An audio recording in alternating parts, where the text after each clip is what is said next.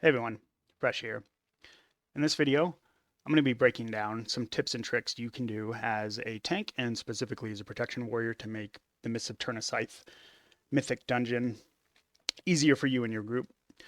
This was a +10 keystone that I completed earlier this week, and we managed to two-chest it, so this was a pretty smooth run overall. First thing you're going to want to do, obviously, you should be pretty familiar with this by now. Go ahead and click on these roots on the left when the instance door drops, and then hug the right here. You want to make sure you only pull those drusts that are kind of crawling around. You want to grab the pat and the group that's sitting there so you get 6 total. And then after that, move straight into the villager in these other drust, the soul cleavers, and I think there's one harvester. This is kind of the biggest pull you're going to be doing in the dungeon. So go ahead and just kind of go ham with cooldowns, defensives, offensive cooldowns, all those kind of things. The key things to keep an eye out for in the pack, make sure you don't get hit by a frontal from the villager, so you just have to sidestep. When the soul cleavers do soul split, you can spell reflect those as a warrior. It's a decent amount of damage, and it also prevents your healer from having to dispel you. They are super fast cast, so if you don't always spell reflect them, it's not that big of a deal because your healer can dispel. The other little trick, those soul cleavers will occasionally put a buff on them that heals them whenever they attack you, and they heal for a pretty significant amount. So try to just move away from them or stun them or do something to try to just stop as much of that healing as you can. Here we did have a warlock that's able to use the warlock gate skip to skip that second pack. If you have a rogue, it's also an easy skip. They can just sap the mob when you're coming down around the right side, or they can also shroud pass as well. Some other classes I think can do the skip as well. Warlock and rogues I think are the best at doing it. But if you can't skip that pack, you can pull it. It's not too bad of a pack.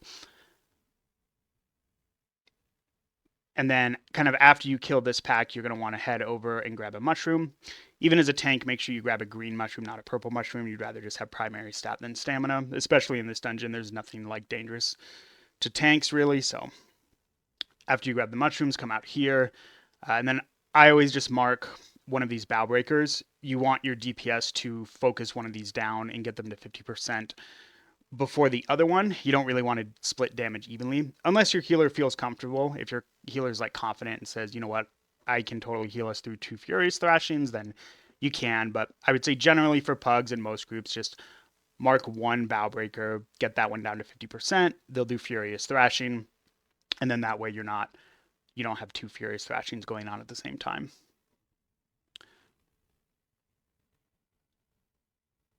Um, Overall, this dungeon is pretty easy to do, I think. The route's pretty straightforward.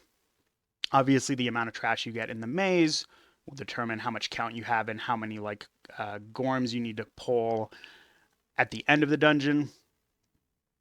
But for the most part, the route is, like I said, pretty straightforward, pretty simple, and pretty easy to do. Basically, as soon as we kill this Bowbreaker, we'll be heading into the first boss. You can spell reflect the first spirit bolt from Ingra on this boss. Saves you like a kick. But nobody else in your party can be close, because I think if other people are close when they spawn, they can end up on the boss's attack table and they can end up casting. Here the DK went ahead and kicked even though I spell reflected, so but not a big deal. And then generally just try to kick those spirit bolts as much as you can. Usually Cuddlers and I do a pretty good job at managing those kicks. One other thing, as the tank, I would also recommend try to, if you can, keep an eye out for kicks when Ingra, or not Ingra, when Dronan starts to do the Tears of the Forest, because sometimes what will happen is that Ingra will be sitting there as the channel's going on casting a Spirit Bolt. So if you kick the Spirit Bolt as the Tears is going on, it's easy for you to move him out, and that way your DPS, your melee DPS, can stay on the boss. And then obviously once you kill the tree, just blow all your cooldowns like we did here, pop all offensive cooldowns, and just try to pump as much damage into this as you can. On a 10, with this being a higher key level, you'll just have to kill the tree twice, but generally that's fine. I would say the key's going well if you can get Ingra to under 50% health. after the first burn phase. But basically, yeah. So like as you can see here, Ingra starts, or the tree, Dorman starts to do the Tears of the Forest. I target Ingra and kick him so that way I can pull him out of the blue puddles that spawn underneath. Makes it safer for your melee overall.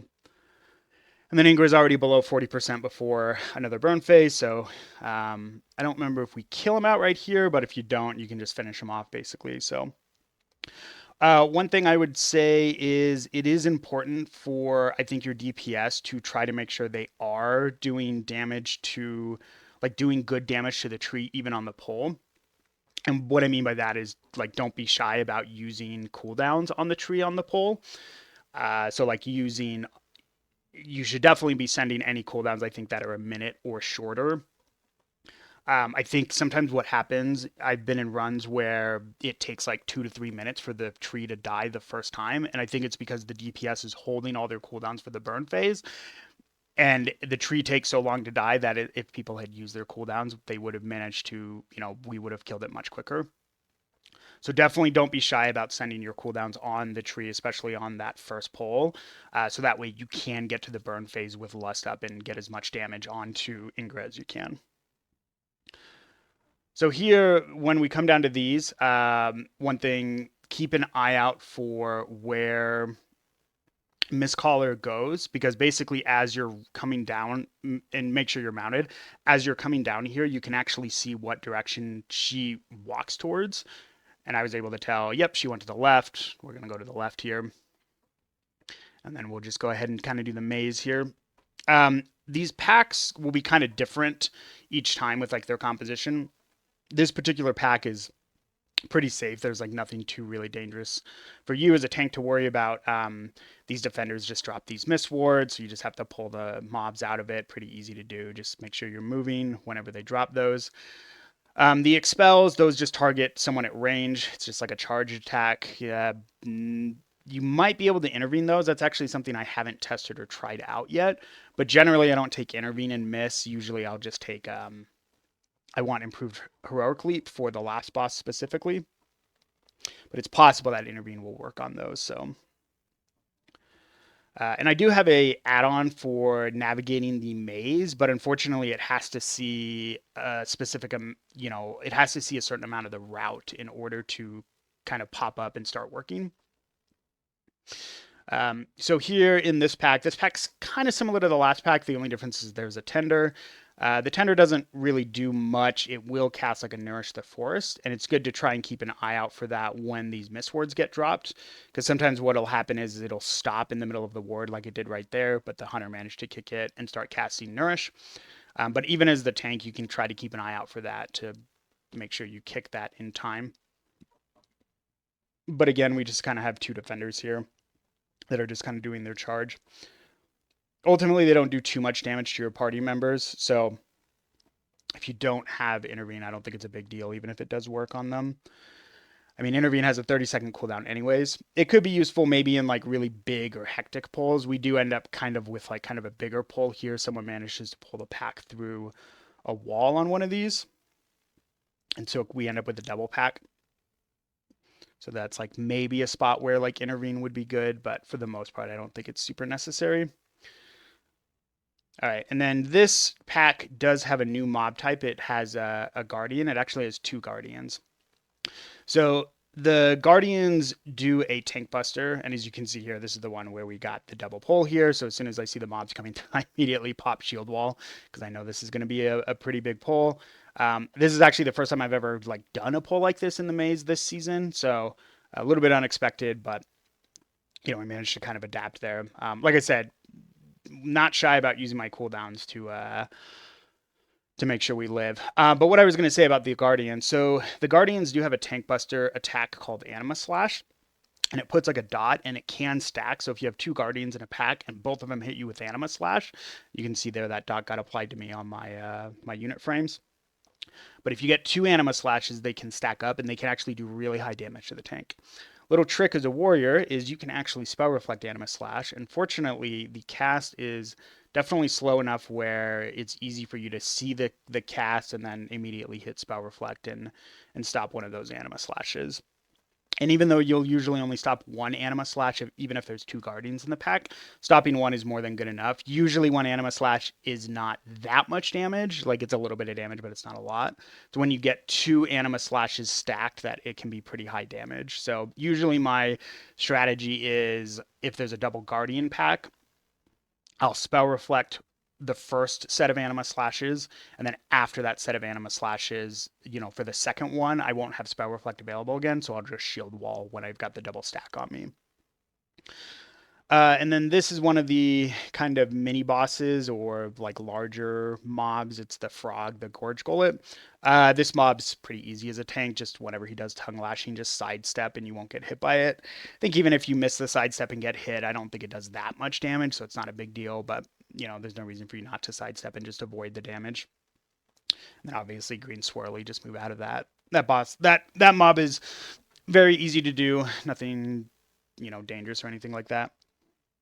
And unfortunately, the weak aura I have, like the mini map weak aura, still is not popping up. So we're still having to kind of just manually solve the maze here.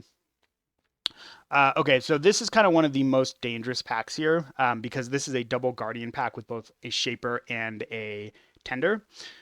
So I'm actually watching the Shaper here, and the reason is exactly that, because I want to kick Bramblethorn Coat. I want to make sure that Coat gets stopped, period.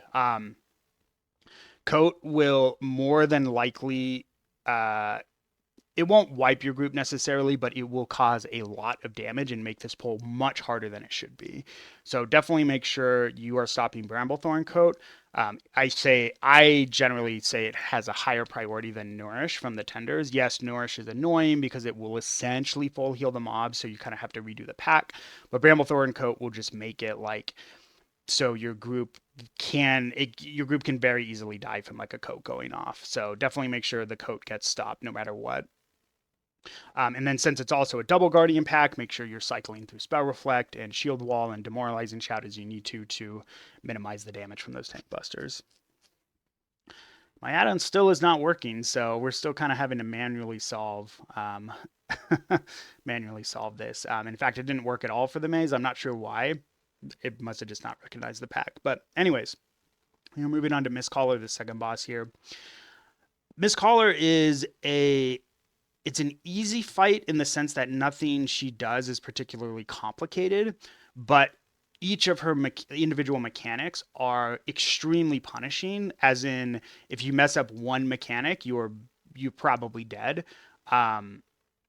If you mess up Patty Cake, you will die, so you want to make sure as the tank you are always interrupting Patty Cake. It is your highest priority. If you get hit by a freeze tag, you're probably also dead. You can live. In fact, later in this fight, I actually do get hit by a freeze tag because of a mistake I make, but fortunately my healer and I were in Discord, so I was able to communicate that with him, and he was able to actually keep me alive, knowing that I was going to be stunned. But for the most part, make sure you do not get hit by freeze tag. It will kill you. So it's always good just to keep an eye out. Whenever I see the freeze tag cast going off, I try to keep an eye out for where that little blue swirly is going to spawn, and then I will adjust my positioning based on where that spawn is. If it's on ranged, usually you don't need to move. So as you can see there, it spawned on the Warlock. I back up a little bit, but I don't really need to move too much. I do play with a group, like I have a group of friends where we play actually triple melee DPS, and freeze tag almost always spawns on the boss. So as soon as freeze tag is going out, I'm almost immediately moving the boss, like to give us plenty of space to move away from that. So here's freeze tag again. As you can see, it's just in the middle, so I can just kind of stay on the edge here, making sure to kick patty cakes, dodge those frontals, or dodge the balls, and it's pretty easy to do. One thing I would recommend, I don't know how many people as tanks struggle with this, but I've gotten kind of into the habit of, I don't really bother trying to figure out which of these clones is the correct clones. Instead, I focus on all the other mechanics: patty cake, dodgeball, freeze tag.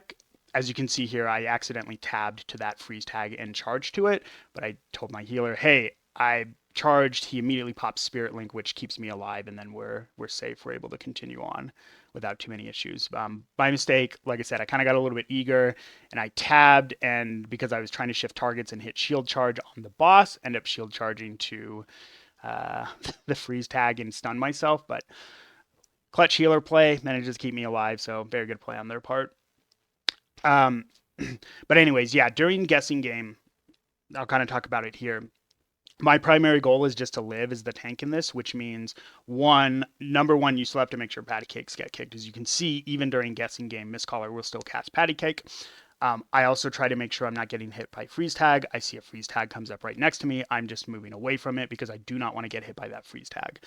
So basically, the guessing game for the clones, I leave that up to the DPS. I feel like the DPS's responsibility. It's the only thing other than dodgeball. They also have to worry about freeze tag as well, but they don't have to worry about like the kick on the boss or anything like that. So I let them kind of figure it out, and then most of the time, at least one DPS will ping it for you, and you can kind of hit it yourself. It's a lot of cognitive load, I think, to try to do the guessing game plus manage the kick, plus dodging the freeze tag, plus dodging balls, all that kind of stuff. So. And then here I like to leap down mostly because that stuff's kind of buggy sometimes. You don't really need leap in this next section, so I'll just leap down next to the seed and click on it, and then we'll just kind of go into this next pack. My general rule for these packs is I won't combo staghorns up. Essentially, I think you only ever want to fight one staghorn at a time. Sometimes you can do bigger pulls with just one staghorn. So sometimes you can combo up groups with just the one staghorn, but there is a lot of damage still going out, I think, from these mobs. So I think you're totally reasonable just to do single pulls here as well. Honestly, I think Miss is just kind of a dungeon that's mostly about execution. And in fact, I think that's kind of probably been the case for most of the dungeons this season. I think as long as you're doing things, you're doing the dungeon correctly without wiping, a lot of times you can do single pulls. It makes things just a lot safer. For the staghorns, obviously they do have two like regenerate casts, so you always want to make sure you've got two kicks that can kind of get those. Usually they're not too bad to do in groups that are kind of a little bit on top of the kicks and everything, but basically as soon as the staghorn dies, we'll kind of go into this next group. But yeah, like if you wanted to, or like if I wanted to, I could probably grab this staghorn group and pull it into the group immediately behind us and combo those up because there's no staghorn in that group behind us. But as you can see here, even just this one group, there's a lot of group damage going on, and the affix just popped as well. So I actually think it's totally fine just to do this group kind of by itself. Another thing, when you see kind of the volatile acid, sometimes I'll just try to throw a shockwave out there. I know it won't stop it, but it can at least delay like some of the damage that's going to be going out. And then Acid Nova, I hit Spell Reflect on Acid Nova because you don't need Spell Reflect anywhere else, just to kind of stop some of the damage that's kind of going out from it.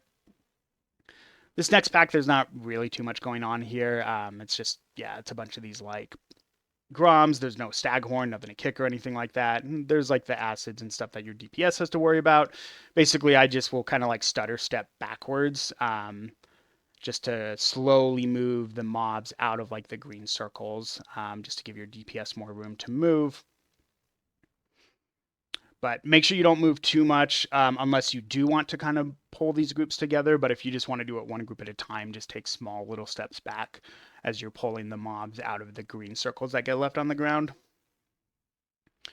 And here we'll kind of be making our way to the last boss. The last boss is interesting. I don't think it's too like difficult of a boss, and none of the mechanics on the boss are particularly punishing. So unlike, well, there's one punishing mechanic, but unlike Mistcaller, where like basically every mechanic will kill you, in here a lot of the mechanics won't kill you. So I think you got a lot of flexibility for like kind of how you approach this boss. The first thing I like to do as a tank is I like to actually pull Tredova back into this wall here. And the reason is because when the first acid explosion goes out, that'll leave a bunch of goop on the ground on the side. So you can see the acid explosions happening here. So all that kind of, the green puddles get left here on the wall. And then that way, when he does his first consumption, because every time he does consumption, he moves back to the center of the room where he starts. And then there I was just waiting for Mind Link in order to leap. This is where like improved leap is good. Oh, actually I don't have improved leap for this dungeon. think I actually did have intervene, so I probably could have used it on the expulse. But anyways, so for Trudova, pulling him against the wall leaves the green slime on the ground up against the wall. That way, when he does this first consumption, there shouldn't be any green circles in the middle of the room. In fact, as you can see, all the green circles were up against the wall, but right after he does consumption, he does do a new acid expulsion. So now you've got like green circles in the middle. And then at this point, it's just kind of like you play it by ear. Like I'll pretty much just be shifting and moving based on like mind links and like the grubs and all that kind of stuff. So at this point, the fight becomes a little bit hectic. But I think as long as people are generally playing it pretty smart, avoiding the acid expulsions, all those kind of things, it's not too bad of a fight. So here's consumption again. We have to DPS the boss. Just make sure you're avoiding things. But as you can see, sometimes I'll end up walking over a green patch that's on the ground because I'm trying to position myself somewhere. It's not going to kill you. It's not going to do a lot of damage or anything like that. It's not that big of a deal if you do walk on it or over it. Obviously, don't stand in it for a significant amount of time, but if you do kind of step your foot into it, it's not going to be an issue or anything like that. So here we're leaping back again for Mind Link. Yeah, but overall, I think Tridova's a fairly easy boss. It's not too hard.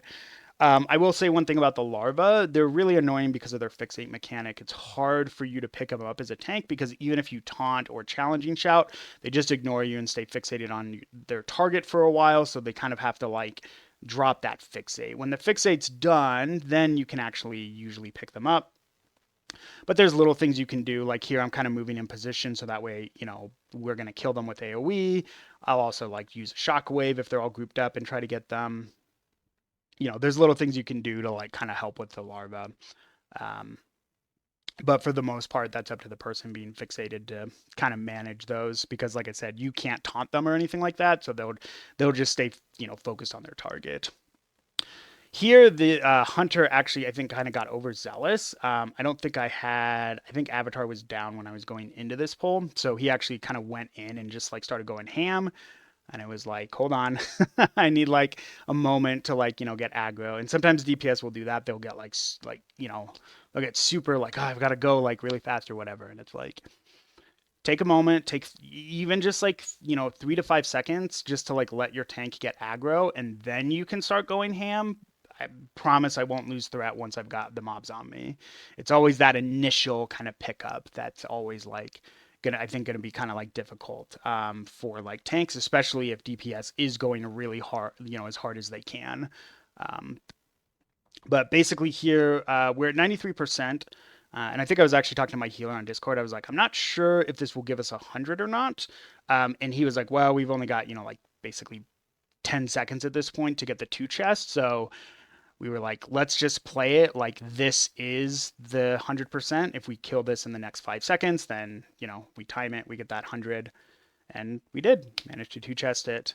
This is the first, 10 Miss Eternasite that I timed. So, but overall, yeah, I think Miss is it's an easy dungeon, but there's definitely things you can do to make the dungeon a little bit easier as the tank. People are just like, oh yeah, it's easy and straightforward. There's little tips and tricks you can do to make things a little bit easier for your groups. So thanks again, everyone, for watching, and go ahead and subscribe for more tanking tips. You can also catch me on Twitch over at twitch.tv/freshtanking.